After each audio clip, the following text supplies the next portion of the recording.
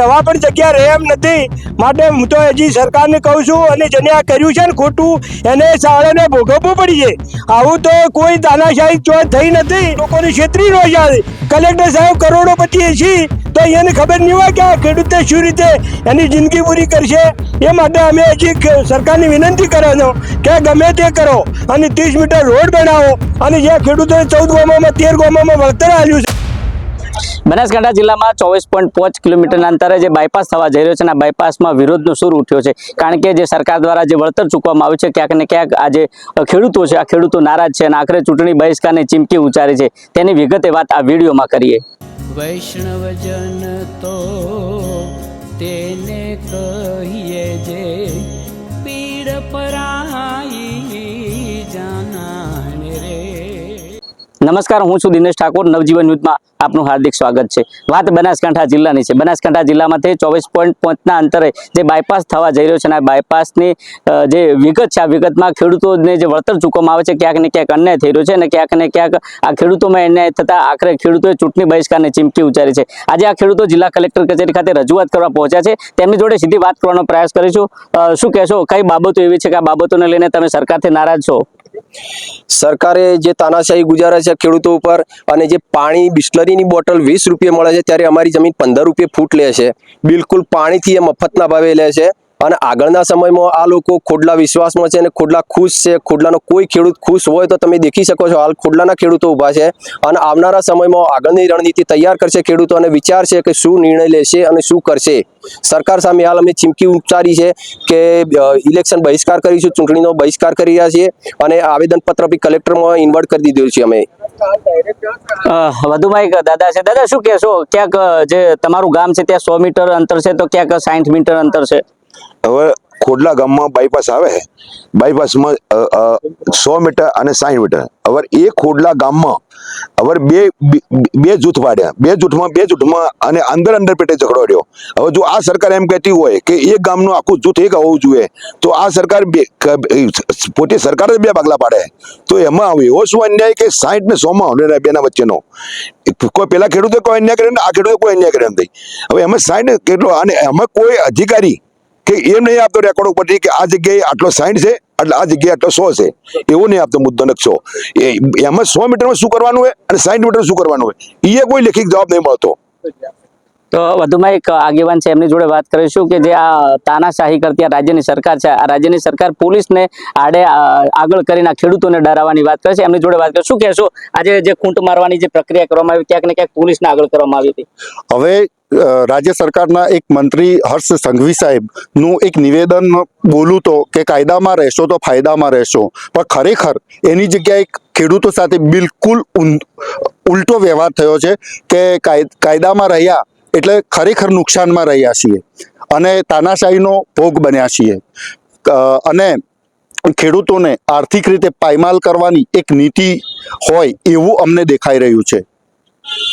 શું કહેશો બીજું કે આજે ખૂંટ મારવાની જે પ્રોસેસ છે, એના સોશિયલ મીડિયામાં એવી ચર્ચાઓ થઈ રહી છે કે ખેડૂતો ખોડલાના ખુશખુશાલ છે? આર્ય જે તમે 60 મીટરમાં ખેડૂતો ખુશ છે એ બાબત બિલકુલ ખોટી છે। એનું કારણ છે કે 60 મીટરની જગ્યાએ અમારી માંગણી 30 મીટરની જ હતી, બરોબર, અને 60 મીટર રોડ નીકળે એમાં ખેડૂતની જમીન તો જતી જ રહે છે, એના પરિવારોનું શું અને આવનાર ભવિષ્યનું શું, એના બાળકોનું ભણાવવાનો ખર્ચો કોણ ઉપાડશે, અને ખેડૂતની આજીવિકા ભવિષ્યમાં કોણ પૂરી કરશે, અને એની જવાબદારી કોણ લેશે, એ પણ એક મોટો પ્રશ્ન ઉપસ્થિત થાય છે।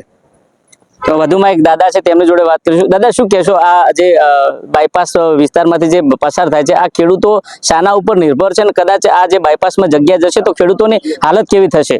હવે મારી જ પોતાની જગ્યા સાહેબ જાય છે, એમાં 1.5 કિલોમીટર દૂરથી હું પાઇપલાઇન લાઈન પાણીની લાઈન લાવ્યો છું 1.5 કિલોમીટર। હવે એ પાણી માટે જમીન અડધા ઉપર જતી રહે છે, સરકાર કોઈ ભાવ આલતી નથી, અને સરકાર જ્યારે આ ખૂંટ મારવા આવી ત્યારે 200-250 પોલીસ અને 50 લેડીઝ એ આવી અને અમને બળજબરીપૂર્વક તમે કંઈ બોલાવે ચૈતર વસાવા જેવાને જેલમાં પૂરી નાખે તો અમારા જેવાના શું ભાર?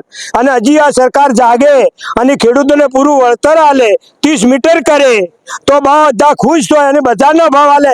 આ જેને ભાવ કર્યા છે એને ખબર નહીં હોય કે કઈ રીતનો ભાવ ચાલે છે। અત્યારે પાણીની બોટલ લેવા તો 20 રૂપિયા મળે તો કોઈ ખેડૂતને એને રહેવા પણ જગ્યા રહે એમ નથી.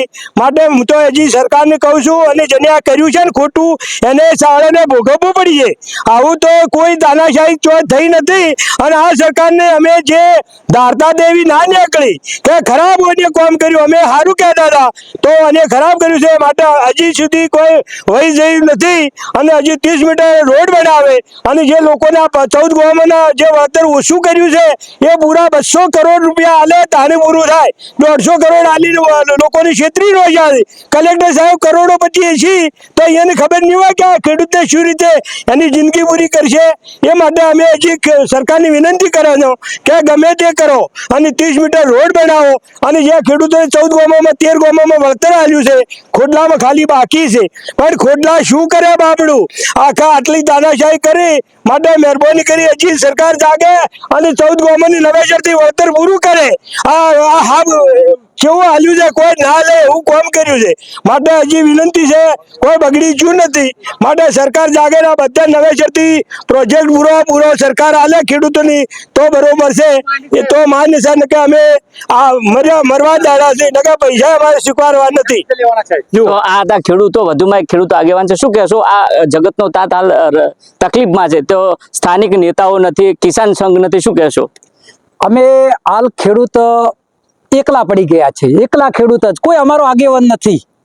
અને અત્યારે જે પરિસ્થિતિ છે કે ઘરમાં દિવસના જે 100-200 રૂપિયા રળવા માટે જોઈએ એ અમે ક્યાંથી લાવીશું?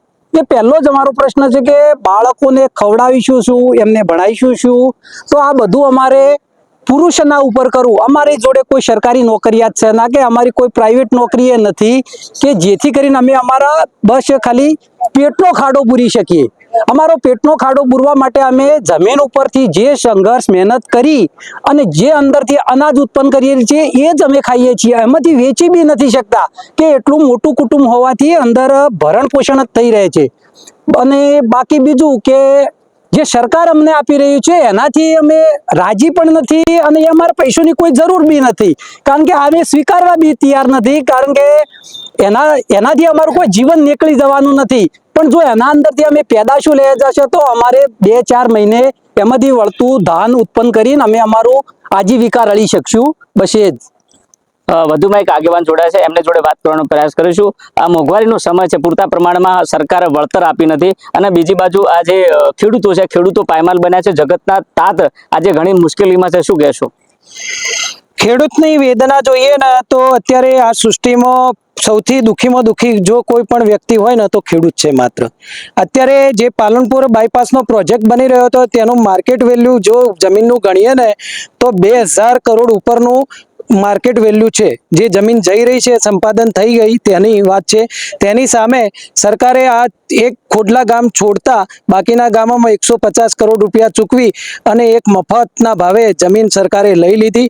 અને એમાંથી ક્ષેત્રફળ પણ જે 7-12-8 પાનિયામાંથી ઓછું કરી દીધું છે. એટલે સરકારે આ પોતાની તાનાશાહી કરી છે. ન કોઈ ખેડૂતોની આટલી અરજ, આટલી રેલીઓ કાઢવામાં આવી પણ કોઈને સાંભળવામાં નથી આવ્યું. જે ખેડૂત સંઘર્ષ સમિતિ દ્વારા મુખ્યમંત્રીને પણ મળ્યા હતા, હર્ષ સંઘવીને પણ મળ્યા હતા, અહીંયા MLA સાહેબને મળેલા છે.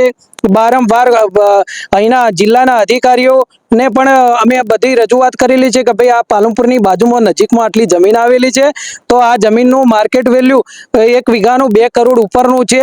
તો એની સામે એવરેજ આ 13 ગામાની જમીનને આ લોકોએ 5 લાખ એગોલામાં હવે એકચ્યુઅલી 3 લાખ રૂપિયા વીઘે જમીન આપી છે. 3 લાખ રૂપિયા વીઘે જમીન એટલે આમ ગણીએ તો 12 રૂપિયા ફૂટે જમીન લીધી.